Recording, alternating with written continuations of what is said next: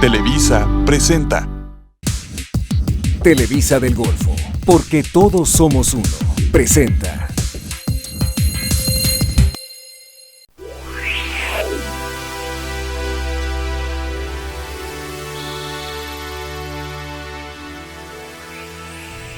Hoy hablaremos de dolor de cabeza y glaucoma. En algunas ocasiones, el dolor de cabeza o migraña tiene relación con una elevación de la presión intraocular y puede haber algunas otras molestias como ver mal y luego ver bien, y esto se presenta de una manera intermitente. Se presenta a diferentes horas del día, por ejemplo, en la mañana. Este problema está presente hasta en un 30% de la población, y si no se atiende, puede convertirse en una discapacidad laboral. Por ello, es importante que hablemos de glaucoma. Y para hablar sobre este tema, hoy está con nosotros el doctor Agustín Loría Argáiz, cirujano oftalmólogo de Hospital Semaín. Quédate con nosotros, aprovecha la oportunidad para obtener información sobre dolor de cabeza y glaucoma con el doctor Agustín Loría Argáiz. Vamos a la entrevista en Familia Semaín. Agustín, muchas gracias por estar con nosotros esta mañana en Familia Semaín. Un placer estar aquí, estimado Gerardo, gracias por la invitación. Cuando el dolor de cabeza está relacionado con la presión ocular, ¿a qué hora es más frecuente que se presente? Bueno, la presentación es más frecuente después de la madrugada, digamos entre la madrugada, hablamos de las 3, 4 de la mañana y las 6, 7 de la mañana. ¿Y cuál es la razón de que esto sea así? Bueno, la razón es que nuestra presión intraocular tiene lo que se llama un ciclo circadiano, como el sueño que nos da en la noche. Entonces, en la noche tiende a subir esta presión de manera natural, y de manera anormal, pues cuando sube, puede dar algunas molestias. A veces esto es silencioso, ¿verdad? A veces es imperceptible. A veces es imperceptible, efectivamente. ¿De qué otra molestia se puede acompañar?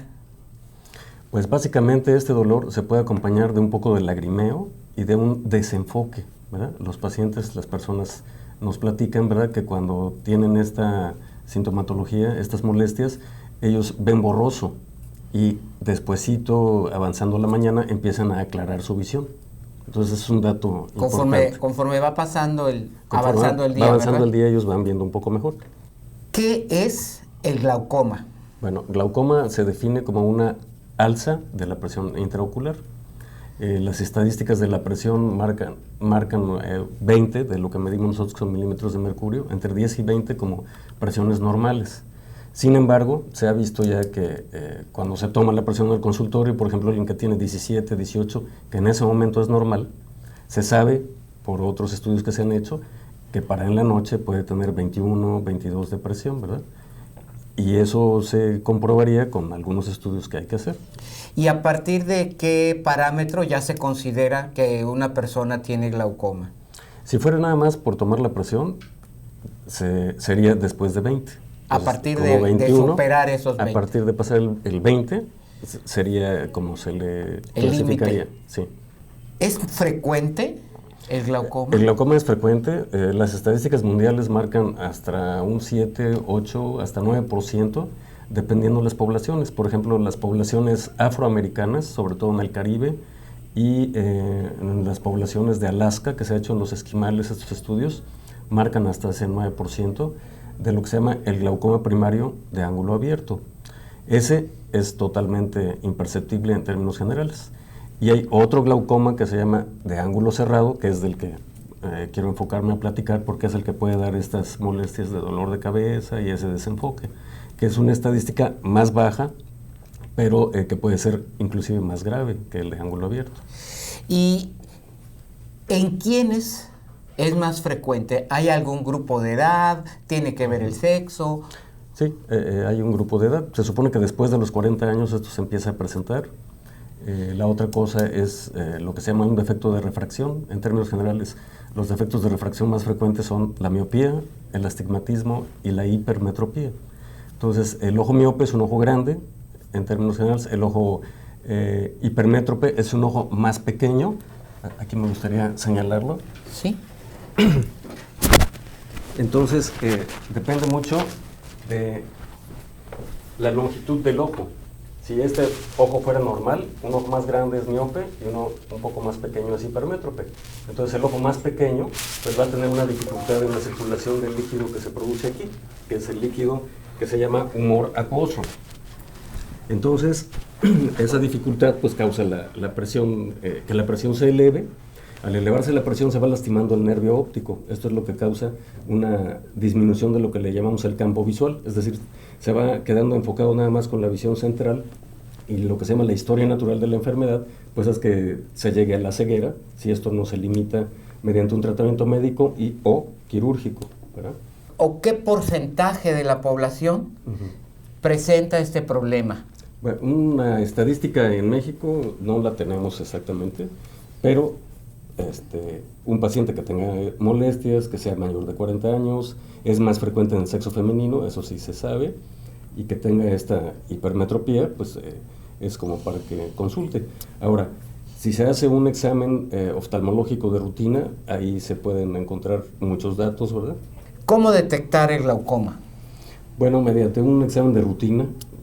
Nuestro examen oftalmológico de rutina es ver al paciente cuánto alcanza a ver, ¿verdad? Si ve bien, bueno, pues es un dato importante, y si ve mal también es importante, porque entonces sabemos qué tipo de defecto es, vemos si mejora con lentes o si no mejora. Se pasa a lo que le llamamos la lámpara de hendedura o el biomicroscopio para poder ver lo que le llamamos el segmento anterior, toda la parte anterior del ojo. Ahí podemos detectar si tiene la parte anterior estrecha o no, y se toma la presión intraocular y nos asomamos al fondo de ojo. Entonces, la visión que tenemos del fondo de ojo es muy importante, porque cuando ya hay un nervio óptico lastimado, se le ve pálido, ¿verdad?, en nuestra exploración. Entonces ahí podemos apoyarnos ya luego de otros estudios, cuando tenemos la sospecha, para confirmar o descartar que el paciente tenga un problema, ¿verdad?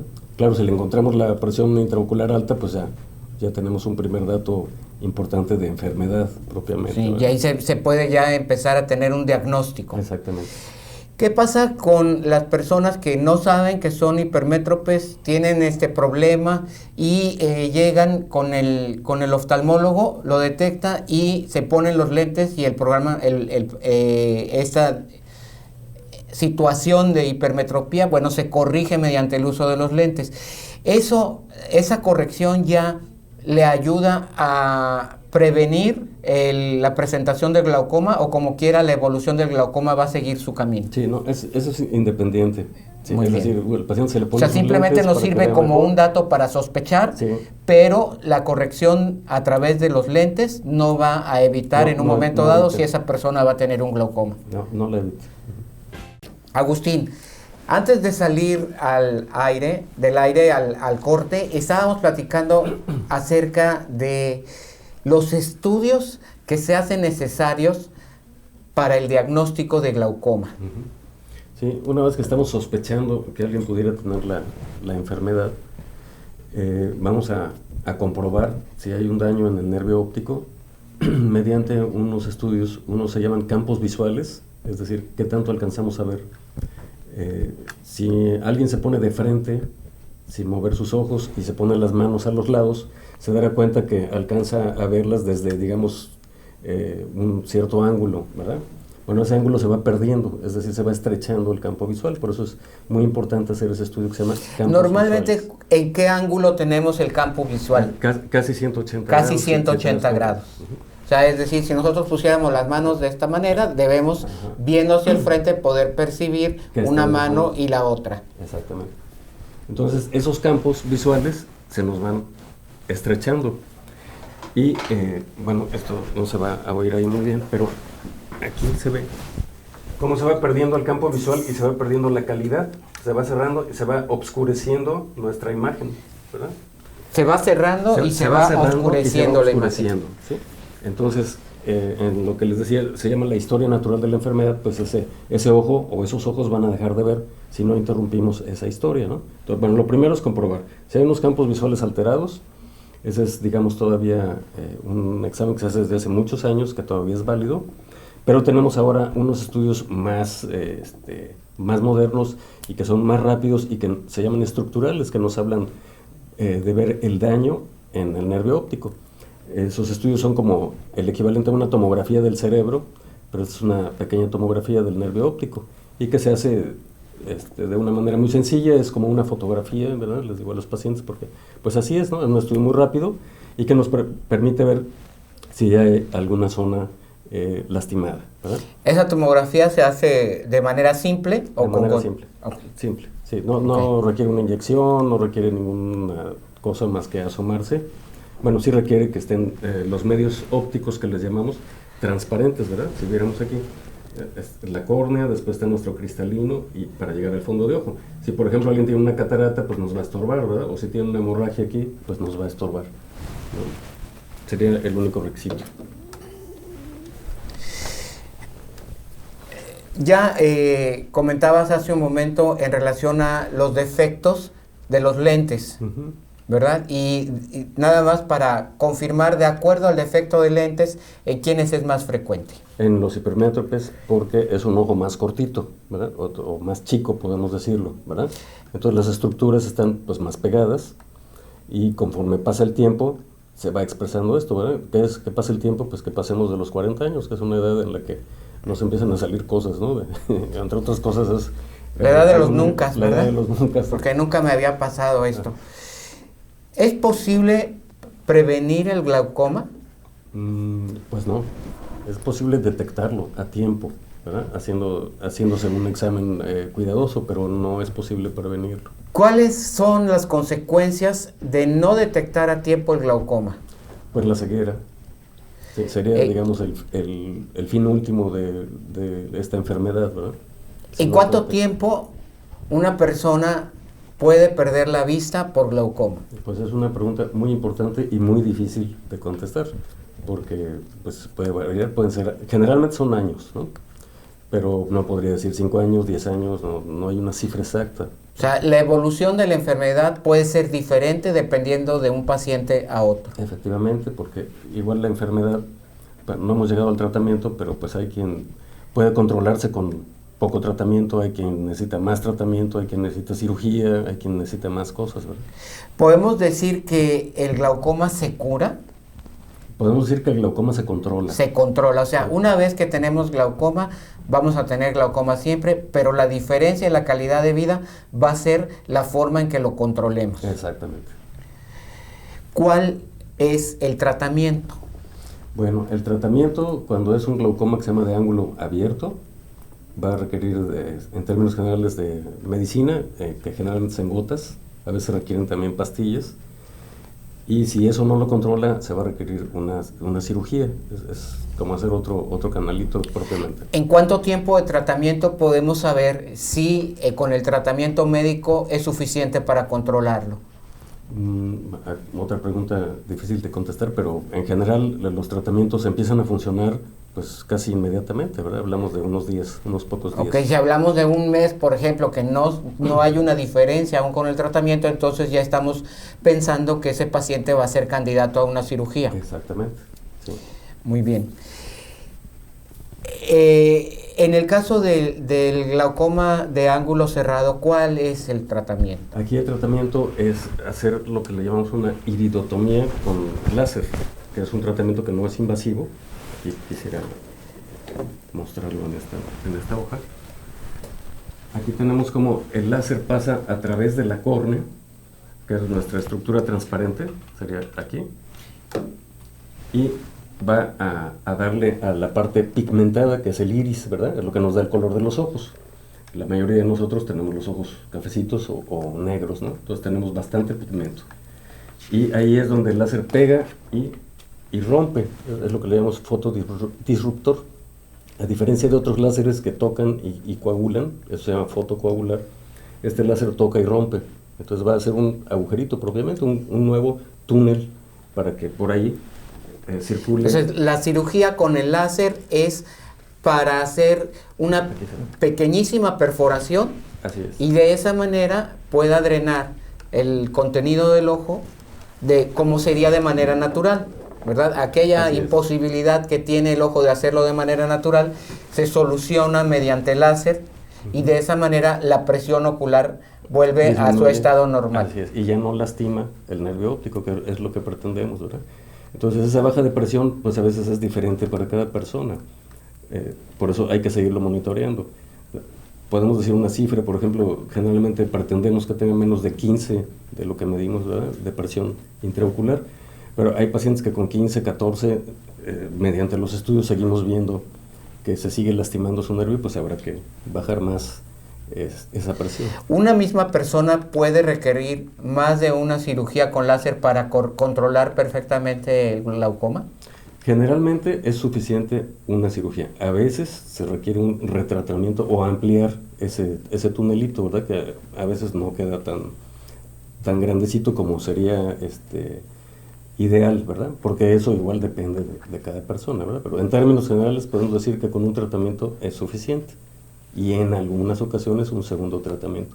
Generalmente ya no hay un tercer tratamiento, ya sería propiamente otro tipo de cirugía, ¿verdad?, ya no con láser. El tiempo que se lleva realizar la cirugía y el tiempo que requiere el paciente permanecer hospitalizado. Es muy importante. El tiempo que requiere la cirugía pues son 2 o 3 minutos generalmente por cada ojo. ¿Esto se hace en un quirófano? No, esto se hace en una clínica, pues, pero no es propiamente un quirófano, es lo que se llama... Una sala de procedimientos. Es una sala de procedimientos, es un tipo de procedimiento ambulatorio, ¿verdad?, que se hace con anestesia local, ¿verdad?, en gotas. No es necesario entonces que el paciente se quede hospitalizado. El mismo día que se hace la cirugía egresa y se puede ir a su casa. Así es. ¿Y cuáles son los cuidados que tiene que tener una vez que se ha hecho este procedimiento? Pues básicamente un reposo, no estar haciendo esfuerzos, ¿verdad?, no estar cargando cosas pesadas. Y generalmente el primer día pues hay una incomodidad en la visión, ¿verdad? Sí, ¿no le va a poner un parche? No, sale sin parche, No es nada más necesario. con lentes oscuros. Muy bien. Para que no le moleste la luz. ¿Dolor posoperatorio? Puede haber un poquito de dolor posoperatorio. ¿Controlado con analgésicos? Generalmente eso pasa el primer día, con un analgésico es suficiente. ¿En cuántos días esta persona puede reincorporarse a su vida laboral? Pues a mí me gusta decirles que se tomen siquiera una semana, ¿verdad?, de reposo. No totalmente. Digamos, al segundo o tercer día ya pueden empezar a leer, a ver sus dispositivos, a ver un poco de televisión. ¿Qué utilidad tiene el láser y qué diferencia con algún otro tipo de láser tiene el que se usa específicamente para el glaucoma? Bueno, muy bien. Es muy importante porque antes de que existiera el láser, lo que se hacía era propiamente una cirugía. Es decir, se abría con el bisturí, se sacaba el iris, ¿verdad? Aquí, vamos a ponerlo. Entonces aquí está el iris, se hacía una incisión arriba, se jalaba el iris, se cortaba, eso se llama una iridotomía, ¿sí? Iridectomía, perdón, porque quitas un pedacito.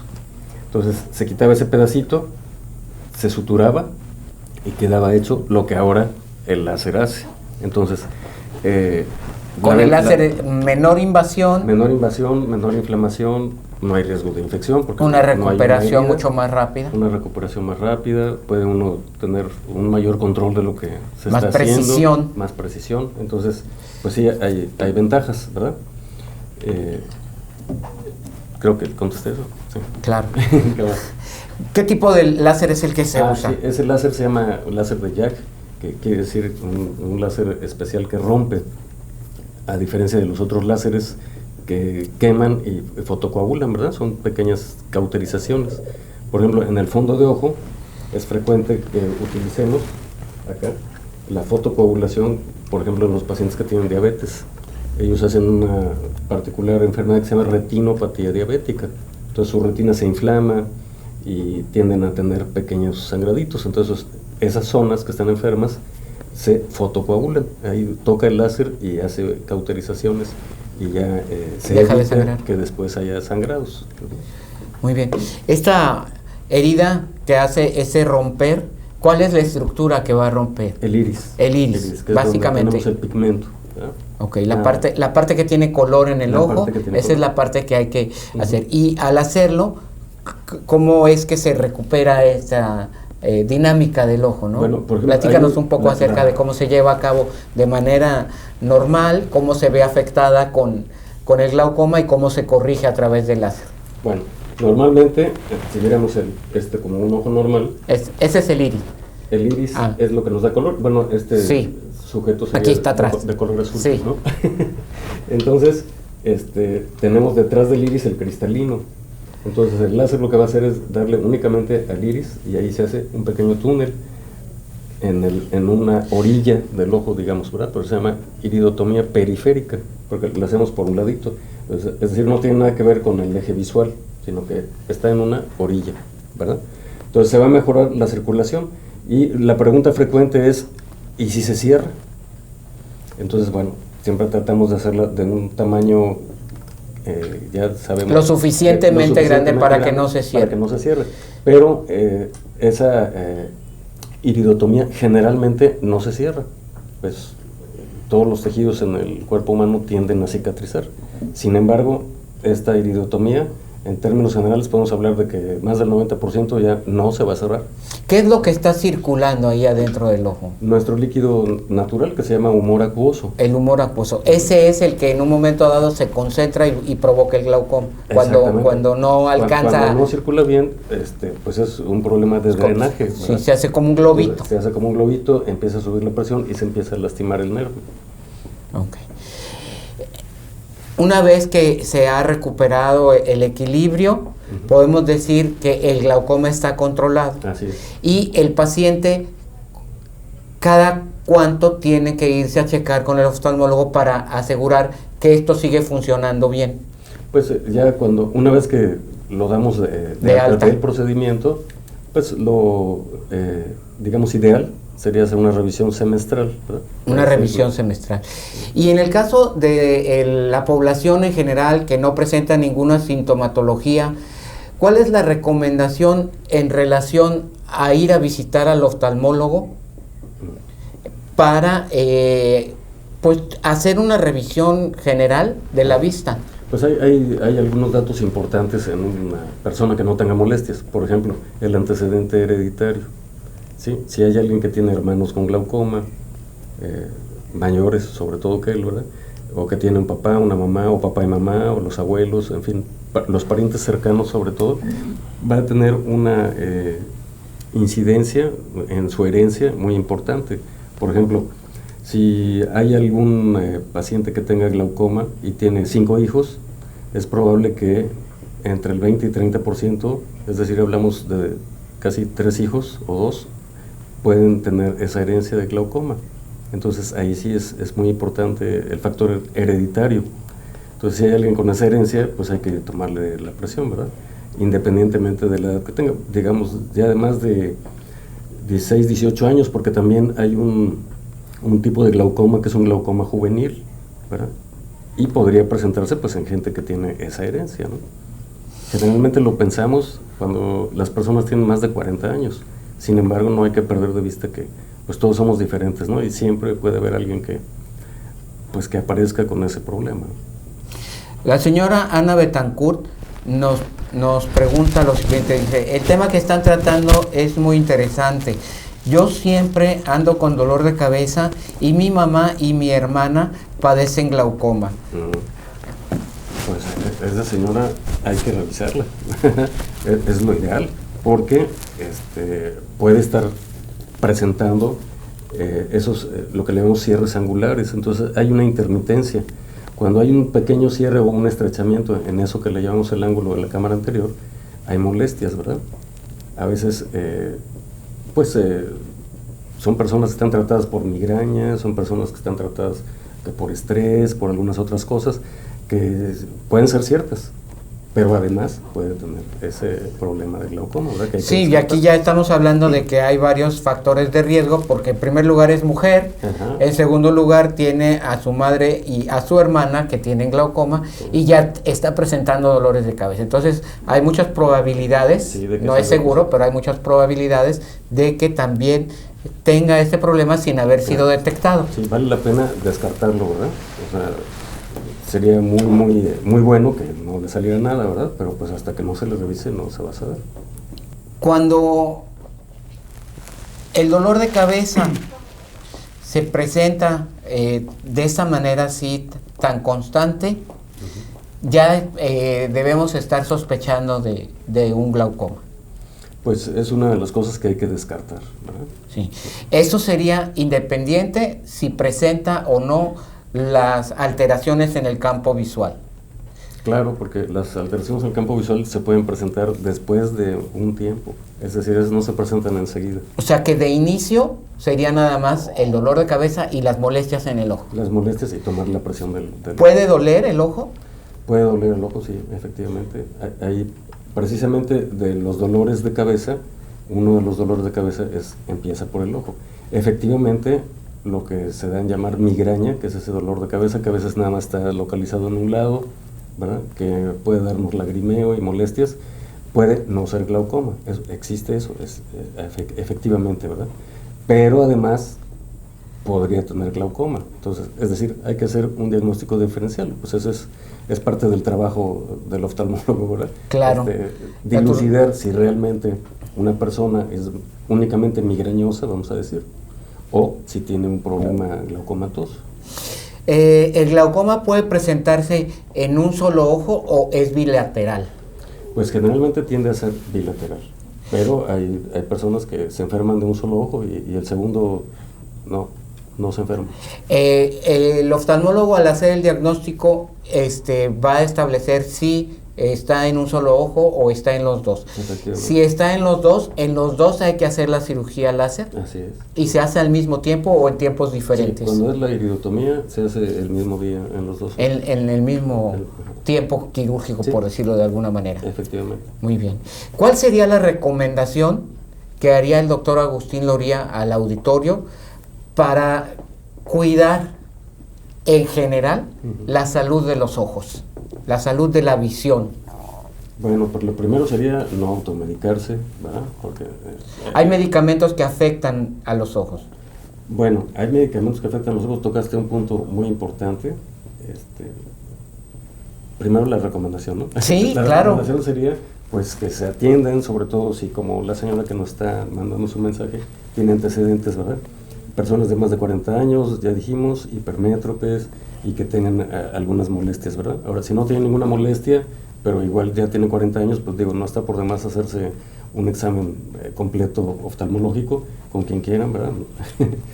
Y la otra cosa, me decía si hay algunos medicamentos, efectivamente, hay medicamentos que tienden a causar un cierre angular, como son todos los ansiolíticos, los tranquilizantes, algunos medicamentos para el dolor de estómago, como es la buscapina, algunos medicamentos para la diarrea, por ejemplo, tienden a hacer ese cierre angular. Y en cuanto a otras sustancias, pues la cafeína, perdón, la cafeína, entonces, básicamente, ¿no? Pues, Agustín, yo te agradezco mucho que hayas estado con nosotros. El doctor Agustín Loría, que es oftalmólogo de Hospital Semaín, que nos ha dedicado el día de hoy su tiempo.